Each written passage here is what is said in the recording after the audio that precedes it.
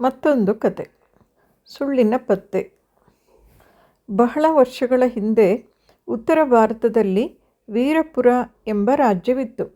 ವೀರಸೇನ ಎಂಬ ರಾಜ್ಯವಾಳುತ್ತಿದ್ದನು. ರಾಜ ತನ್ನ ನ್ಯಾಯಪರತೆಯಿಂದಾಗಿ ರಾಜ್ಯದಲ್ಲೆಲ್ಲ ಬಹಳ ಹೆಸರುವಾಸಿಯಾಗಿದ್ದನು. ಸುಳ್ಳನ್ನು ಕಂಡುಹಿಡಿದು ಸತ್ಯವನ್ನು ಎತ್ತಿ ಹಿಡಿಯುವುದರಲ್ಲಿ ಮೇಲುಗೈಯಾಗಿದ್ದನು. ಇವನ ಆಡಳಿತದಲ್ಲಿ ರಾಜ್ಯವು ಸುಭಿಕ್ಷವಾಗಿದ್ದು ಪ್ರಜೆಗಳು ಸುಖದಿಂದಿದ್ದರು. ಆ ರಾಜ್ಯದಲ್ಲಿ ಹರಿಚಂದ್ ಎಂಬ ಎಣ್ಣೆ ವ್ಯಾಪಾರಿಯೂ ಇದ್ದನು. ಅವನು ಅಪ್ರಾಮಾಣಿಕತೆಯಿಂದಾಗಿ ರಾಜ್ಯದಲ್ಲೇ ಹೆಸರುವಾಸಿಯಾಗಿದ್ದನು. ಒಮ್ಮೆ ಹರಿಚಂದ್ ವ್ಯಾಪಾರದ ಸಲುವಾಗಿ ಪಕ್ಕದ ರಾಜ್ಯಕ್ಕೆ ಹೋಗಬೇಕಾಗಿ ಬಂತು. ಅವನು ಅಲ್ಲಿ ಅನೇಕ ತಿಂಗಳುಗಳು ಇರಬೇಕಾದ ಸಂದರ್ಭ ಬಂದಿತ್ತು. ಬೆವರು ಸುರಿಸಿ ತಾನು ಸಂಪಾದಿಸಿದ ಹಣವನ್ನು ಜೋಪಾನವಾಗಿ ಕಾಪಾಡುವಂತಹ ಒಬ್ಬ ಗೆಳೆಯ ಅವನಿಗೆ ಬೇಕಾಗಿತ್ತು. ಬಹಳ ಹೊತ್ತು ಯೋಚಿಸಿದ ಮೇಲೆ ಒಬ್ಬ ಗೆಳೆಯ ನೆನಪಾದನು.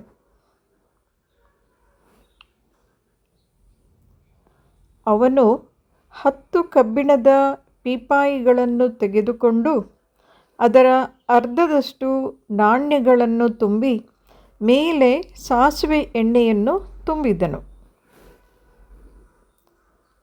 ಈ ಪೀಪಾಯಿಗಳನ್ನು ಗೆಳೆಯನ ಮನೆಗೆ ತೆಗೆದುಕೊಂಡು ಹೋಗಿ, ಗೆಳೆಯ, ನಾನು ವ್ಯಾಪಾರದ ಸಲುವಾಗಿ ತಿಂಗಳುಗಟ್ಟಲೆ ಪಕ್ಕದ ರಾಜ್ಯಕ್ಕೆ ಹೋಗುತ್ತಿದ್ದೇನೆ. ನಾನು ಎಣ್ಣೆ ವ್ಯಾಪಾರ ಮಾಡುವುದರಿಂದ ಇದೇ ನನಗೆ ಬಂಡವಾಳ. ನಾನು ಮರಳಿ ಬರುವವರೆಗೂ ಈ 10 ಪೀಪಾಯಿಗಳನ್ನು ಕಾಪಾಡು ಎಂದು ಹೇಳಿದನು. ಹರಿಚಂದ್ ತನ್ನ ಬಳಿ ಅಪಾರವಾದ ಧನವಿದೆ ಎಂದು ಹೇಳಲು ಬಯಸಲಿಲ್ಲ. ಆದ್ದರಿಂದ ಈ ಉಪಾಯ ಹೂಡಿದ್ದನು. ಗೆಳೆಯ ರಘುನಾಥನಿಗೂ ಇವನ ಮಾತಿನ ಮೇಲೆ ನಂಬಿಕೆ ಬರಲಿಲ್ಲ. ರಘುನಾಥ ದುರಾಸೆಯ ಸ್ವಭಾವದವನಾಗಿದ್ದನು. ಹರಿಚಂದ್ ಪಕ್ಕದ ರಾಜ್ಯಕ್ಕೆ ಹೊರಟು ಹೋದ ಮೇಲೆ ರಘುನಾಥ 1 ಪೀಪಾಯಿಯನ್ನು ತೆಗೆದನು. ಅದರಲ್ಲಿ ಬರೀ ಎಣ್ಣೆ ಕಾಣಿಸಿತು. ಸ್ವಲ್ಪ ಹೊತ್ತು ಯೋಚಿಸಿ ಎಣ್ಣೆಯನ್ನು ಒಂದು ಡಬ್ಬಕ್ಕೆ ಬಗ್ಗಿಸಿದನು. ಆಗ ಅವನಿಗೆ ಪೀಪಾಯಿಯಲ್ಲಿ ನಾಣ್ಯಗಳಿರುವುದು ಕಂಡುಬಂತು. ಅನಂತರ ರಘುನಾಥ ಎಲ್ಲ ಪೀಪಾಯಿಯಲ್ಲಿದ್ದ ನಾಣ್ಯಗಳನ್ನು ಹೊರತೆಗೆದು ಸಾಸುವೆ ಎಣ್ಣೆಯನ್ನು ಪೀಪಾಯಿ ಭರ್ತಿ ತುಂಬಿ ಮೊದಲಿನ ಹಾಗೆಯೇ ಮುಚ್ಚಿ ಭದ್ರಪಡಿಸಿದನು. ಹರಿಚಂದ್ 3 ತಿಂಗಳ ನಂತರ ತನ್ನ ಮನೆಗೆ ವಾಪಸ್ಸಾದನು. ಅವನು ಎಣ್ಣೆ ಪೀಪಾಯಿಗಳನ್ನು ತೆಗೆದುಕೊಂಡು ಹೋಗಲು ಗೆಳೆಯ ರಘುನಾಥನ ಮನೆಗೆ ಬಂದನು. ರಘುನಾಥ ಅವನಿಗೆ ಪೀಪಾಯಿಗಳನ್ನು ವಾಪಸ್ಸು ನೀಡಿದನು. ಪೀಪಾಯಿಗಳು ಹಗುರವಾಗಿರುವುದನ್ನು ಕಂಡು ರಘುನಾಥನಿಗೆ ಯಾಕೋ ಕೂಡಲೇ ಅನುಮಾನ ಬಂತು. ಅವನು ಅಲ್ಲಿಯೇ 1 ಪೀಪಾಯಿಯ ಮುಚ್ಚಳವನ್ನು ತೆಗೆದು ಅದರಲ್ಲಿ ಕೈ ಹಾಕಿ ನೋಡಿದನು. ಆದರೇನು, ಪೀಪಾಯಿಯಲ್ಲಿದ್ದ ನಾಣ್ಯಗಳು ಕಾಣೆಯಾಗಿದ್ದವು.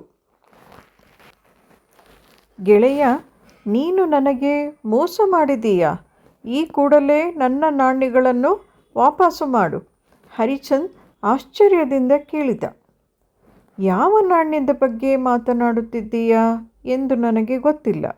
ನೀನು ಎಣ್ಣೆಯಿಂದ ತುಂಬಿದ ಪೀಪಾಯಿಗಳನ್ನು ಕೊಟ್ಟಿದ್ದೆ. ನಾನು ಅವುಗಳನ್ನೇ ನಿನಗೆ ವಾಪಸ್ಸು ಕೊಟ್ಟಿದ್ದೇನೆ. ನನ್ನ ಮೇಲೆ ನಂಬಿಕೆ ಇಲ್ಲದ ಮೇಲೆ ನನಗ್ಯಾಕೆ ಕೊಟ್ಟೆ ಜೋಪಾನವಾಗಿ ಇಡುವುದಕ್ಕೆ? ರಘುನಾಥ್ ಕೋಪದಿಂದ ಗುಡುಗಿದನು. ರಘುನಾಥನೊಂದಿಗೆ ಜಗಳವಾಡುವುದರಿಂದ ಏನೂ ಲಾಭವಿಲ್ಲ ಎಂದು ಅರ್ಥ ಮಾಡಿಕೊಂಡ ಹರಿಚಂದ್ ಮೌನವಾಗಿ ಅಲ್ಲಿಂದ ಹೊರಟನು. ಅವನು ನೇರವಾಗಿ ಆಸ್ಥಾನಕ್ಕೆ ಹೋಗಿ ರಾಜ ವೀರಸೇನನ ಬಳಿ ತನ್ನ ದೂರನ್ನು ಹೇಳಿದನು. ರಾಜ ಹರಿಶ್ಚಂದ್ರನ ದೂರನ್ನು ಸಾವಕಾಶವಾಗಿ ಕೇಳಿಸಿಕೊಂಡನು.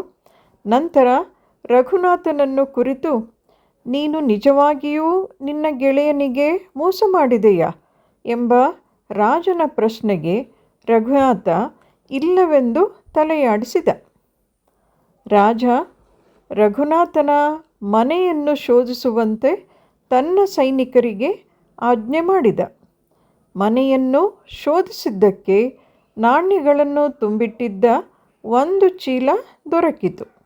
ರಘುನಾಥ್ ಈಗಲೂ, ಮಹಾರಾಜ, ಇದು ನಾನು ಕಷ್ಟಪಟ್ಟು ದುಡಿದ ಹಣ ಎಂದು ಸಾಧಿಸುತ್ತಿದ್ದ. ಸ್ವಲ್ಪ ತಾಳು ಎಂದ ಮಹಾರಾಜ. ಅವನು ತನ್ನ ಸೇವಕರಿಗೆ ಒಂದು ಬೋಗಣಿ ತುಂಬ ನೀರು ತರಲು ಹೇಳಿದ. ನಾಣ್ಯಗಳನ್ನು ನೀರಿಗೆ ಹಾಕಿಸಿದ. ಕೂಡಲೇ ನಾಣ್ಯದಲ್ಲಿದ್ದ ಎಣ್ಣೆ ಅಂಶವು ನೀರಿನಲ್ಲಿ ತೇಲತೊಡಗಿತು. ಈ ನಾಣ್ಯಗಳು ಹರಿಶ್ಚಂದ್ರನಿಗೆ ಸೇರಿದ್ದು. ಅವುಗಳಲ್ಲಿ ಎಣ್ಣೆ ಅಂಶ ಇದ್ದುದರಿಂದ ನೀರಿಗೆ ಹಾಕಿದ ಕೂಡಲೇ ಎಣ್ಣೆ ನೀರಿನ ಮೇಲೆ ಕಾಣಿಸತೊಡಗಿತು ಎಂದು ಹೇಳಿದ ರಾಜ ರಘುನಾಥನನ್ನು ಶಿಕ್ಷಿಸಿದ. ರಘುನಾಥನಿಗೆ 5 ವರ್ಷಗಳ ಕಾಲ ಕಾರಾಗೃಹ ಶಿಕ್ಷೆ ವಿಧಿಸಲಾಯಿತು. ಹರಿಶ್ಚಂದ್ರನಿಗೆ ತಾನು ಕಷ್ಟಪಟ್ಟು ಗಳಿಸಿದ ಹಣ ವಾಪಸ್ಸು ಸಿಕ್ಕಿತು.